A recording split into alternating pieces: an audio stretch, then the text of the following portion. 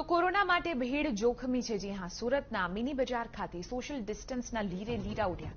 લોકો માસ્ક વગર બિંદાસ ફરી રહ્યા છે। કોરોના ટેસ્ટિંગ બૂથની બાજુમાં જ લોકો બેફામ બનીને ફરી રહ્યા છે। કોઈપણ પ્રકારનું તેઓ માસ્ક કે સોશિયલ ડિસ્ટન્સિંગનું પાલન નથી કરી રહ્યા। હજુ પણ કેસીસ જે છે એ બેકાબુ છે, તેમ છતાં લોકોની બેદરકારી પણ એટલી જ બેકાબુ દેખાઈ રહી છે। લોકો એટલા જ બેજવાબદાર બની રહ્યા છે। લોકો માસ્ક વગર બિંદાસ્ત ફરી રહ્યા છે।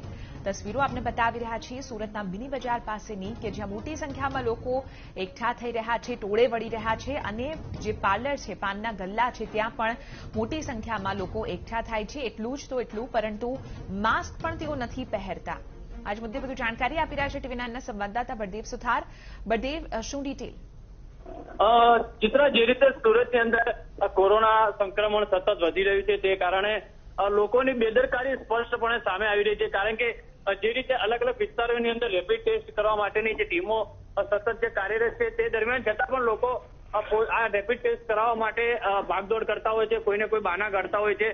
ત્યારે સુરત હીરા બજારની વાત કરીએ તો હીરા બજાર, મિની બજારની અંદર મોટી સંખ્યામાં લોકો છે, હીરા વેપારીઓ, હીરા દલાલો છે, ત્યાં ભેગા થતા હોય છે, અને કોઈ સોશિયલ ડિસ્ટન્સનો જે સ્પષ્ટપણે અહીંયા અભાવ દેખાતો હોય છે। સાથે સાથે જે માવા પાન ગલ્લા ઉપર ખાતા હોય છે, અને જે માસ્ક છે તે પણ કેટલાક લોકોના મોઢા ઉપર જોવા નથી મળતું। એટલે કે કહી શકાય છે કે હીરા બજાર આવનારા દિવસોની અંદર આજે કોરોના સંક્રમણનો મુખ્ય ભાગ કદાચ સુરતની અંદર બને તો નવાઈ નહીં।